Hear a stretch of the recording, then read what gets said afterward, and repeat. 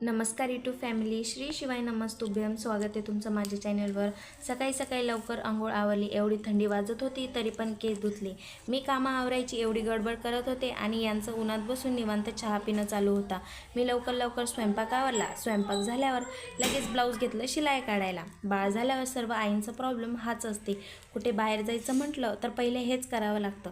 आता किती पण लवकर आवरा, पण साडी घालायला टाईम तर लागतोच. साडी नेसून मी आणि गुंजन मस्तपैकी रेडी झालो.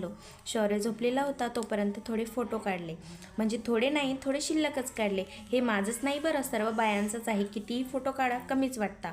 आणि आज खूप दिवसांनी शौर्याचा पतूमामा त्याला भेटायला आला होता. नंतर खुशीने शौर्यसोबत थोडे फोटो काढले.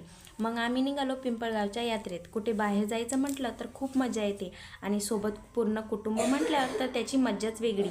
सर्वजण पटकन क्लुझरमध्ये बसलो आणि हे आमचे लोकेश साहेब त्यांच्या काकांच्या मांडीवर मस्त असा डान्स करत होते. त्यांचं फेवरेट गाणं जे लागलेलं होतं. आणि इकडे मागे नीलूमामा, गुंजन सर्वांची मस्ती चालू होती. फायनली आम्ही पोहोचलो आमच्या लोकेशनवर. तुम्ही बघू शकता किती गर्दी आहे. आणि जत्रा म्हटली तर गर्दी तर असणारच. शौर्याला त्याच्या महादेव बाबांनीच घेतलेलं होतं. मग आलो आम्ही जगदंबा देवी संस्थानवर. तिथे सर्वांनी टिक्के लावले. मग काय, मी पण लावला टिक्का.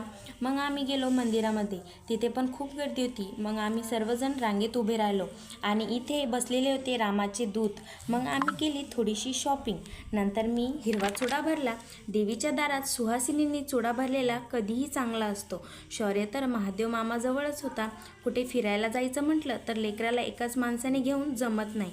असं सर्वजण घ्यायला असले की खूप आधार होतो. नीलूमामाने लोकेशसाठी मोठा ट्रक घेतला होता. मग आम्ही मम्मा, पप्पा आणि बेटूनी मिळून सेल्फी पॉईंटवर एक व्हिडिओ काढला.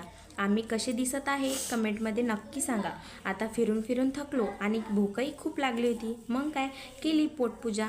हे आवरून मी आणि पतूने काढलं ब्रेक डान्सचं तिकीट. जत्रेत यावं आणि पाळणा नाही खेळावं असं होईल काय.